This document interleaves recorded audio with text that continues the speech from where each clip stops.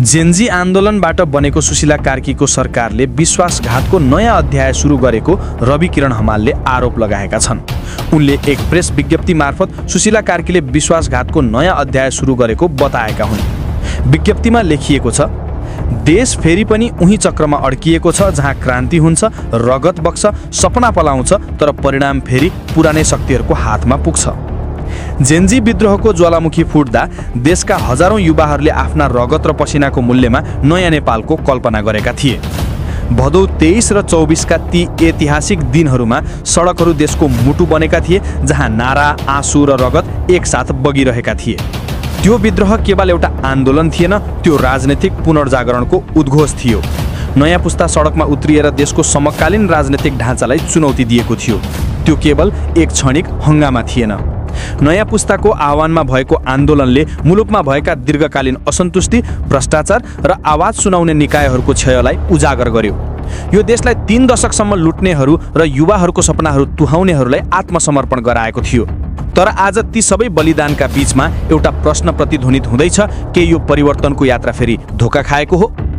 Gen Z विद्रोहको अस्तव्यस्ततालाई अवसरका रूपमा प्रयोग गर्दै सुशीला कार्की नेतृत्वको सरकार गठन भयो।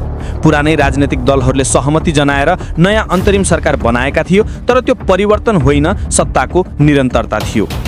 सुशीला कार्कीले राष्ट्रलाई सम्बोधन गर्दै भनिन्, विद्रोहका मागहरूलाई निर्वाचन मार्फत समाधान गर्नुपर्छ। तर त्यो वाक्यले क्रान्तिको आत्मालाई धोका दियो, किनभने जेन्जी विद्रोह कुनै निर्वाचनको सन्दर्भमा उठेको थिएन, त्यो प्रणाली परिवर्तनको आह्वान थियो। जेन्जी विद्रोहका क्रममा 76 जना युवाले शहादत प्राप्त गरे, असंख्य घाइते भए, प्रशासनिक केन्द्रदेखि ऐतिहासिक स्मारकहरू खरानीमा परिणत भए। तर त्यो बलिदानको आवाज अहिले सत्ता कक्षका पर्खालभित्र हराएको छ। सुशीला कार्कीको नेतृत्वमा बनेको सरकारले त्यो पीडालाई न त महसुस गर्यो न सम्बोधन, बरु विद्रोहका मागहरूलाई राजनीतिक नाटकमा रूपान्तरण गरेर फेरि देशलाई मध्यावधि निर्वाचनमा ढकेलिएको छ, जुन कुरा अस्वीकार्य छ। जेएनजी विद्रोहका सामाजिक सञ्जालमाथिको प्रतिबन्ध हटाउने, प्रत्यक्ष निर्वाचित कार्यकारी प्रणाली ल्याउने, सार्वजनिक संस्थाहरूको पुनः संरचना र पारदर्शिता सुनिश्चित गर्ने 3 प्रमुख मुद्दा थिए। पहिलो मुद्दा त आंशिक रूपमा पूरा भयो, तर बाँकी 2 मुद्दा, प्रणालीगत परिवर्तन र संस्थागत पुनर्जागरण, आज सत्ता स्वार्थको अँध्यारोमा बेपत्ता छन्।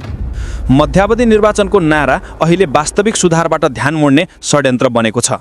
पछिल्लो 3 दशक यता 30 भन्दा बढी सरकार निर्माण गर्ने अस्थिर राजनीतिक प्रणाली र कुशासनको दलदलमा भसाउने सार्वजनिक संस्थाहरू यथावत राखेर गरिने निर्वाचनको कुनै औचित्य छैन भन्ने कुरा थाहा हुँदाहुँदै पनि मध्यावधितर्फ देशलाई लैजाने बालहटले नेपालको आगामी भविष्यलाई थप सङ्कटग्रस्त र अन्योलतातर्फ लिने षड्यन्त्र हुनेछ। सुशीला कार्कीले जुन तरिकाले सत्तामा प्रवेश गरिन्, त्यो न त कोममा पुगिसकेको संविधान अन्तर्गत थियो, न विद्रोहीहरूको सहमति थियो, त्यो सत्ताकु हो। नेपाली युवाहरूले बगाएको रगतमाथि खेलेर राज्यविहीनताको मौका छोपेर सत्ताको भएको कुरा पुष्टि भइसकेको छ। पुरानो राजनैतिक खेललाई नयाँ अनुहारले निरन्तरता दिँदै उनले मुलुकलाई फेरि पनि अस्थिरताको गर्तमा फ्यालेकी छिन्। यो परिवर्तन होइन, प्रतिक्रान्ति हो। यदि तत्कालीन केपी शर्मा ओलीको सरकार हत्या गर्ने सरकार थियो भने आजको सुशीला कार्कीको सरकार रगत चुस्ने भ्याम्पायर हो, जो परिवर्तनको नाममा नेपाली युवाको बलिदान चुसिरहेको छ।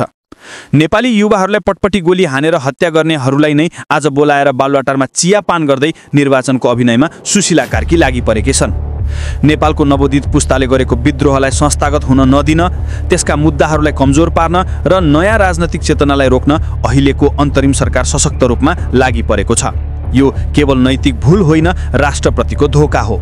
सुशीला कार्कीले युवाको रगतमाथि सत्ताको गरेर बनेको सरकारलाई सुधारको रूपमा प्रस्तुत गर्न खोजेकी छन्, तर जनताले बुझिसकेका छन् यो सरकार धोका हो र सुशीला कार्की धोकेबाज हुन्। अब समय आएको छ देशले सत्य बोलोस्, धोकेबाजलाई राख्ने होइन, हटाउने हो।